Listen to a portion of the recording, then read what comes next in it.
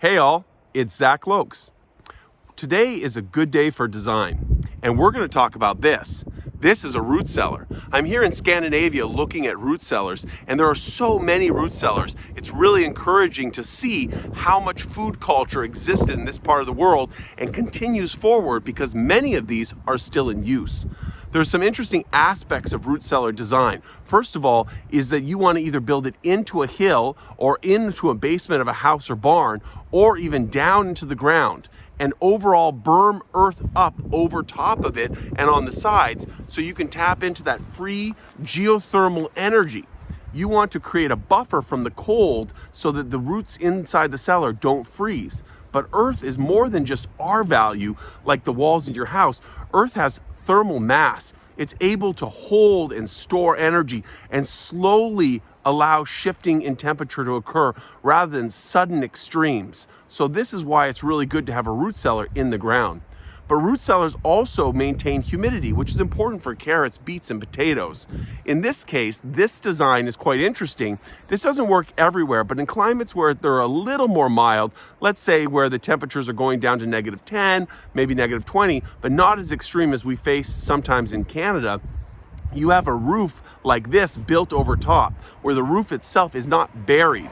This does work in other climates, but you'll want to insulate that. So back in the day, you might do that full of sawdust to create an insulation value. And also remember that in heavy snows, or if you're purposely putting snow on top by, say, throwing your snow from your snowblower, that's also going to provide some additional insulation in the wintertime.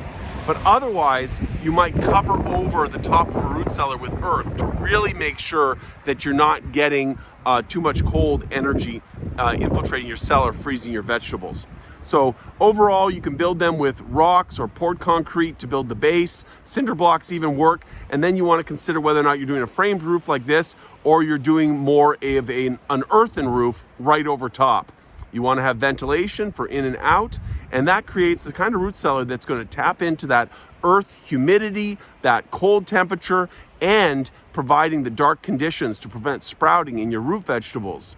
Ultimately, you want to have a good balance between these factors so that they're not actually going into fluctuation too much, because that causes sprouting as well. So humidity, temperature, heat, and not too much of a swing between those different factors so that you're able to store your roots properly. For carrots and beets, that's about 95% relative humidity, 1, 2, 3, 4 degrees Celsius. So there you go. That's a bit about root cellars. Do you like videos like this? Consider subscribing to our new YouTube channel.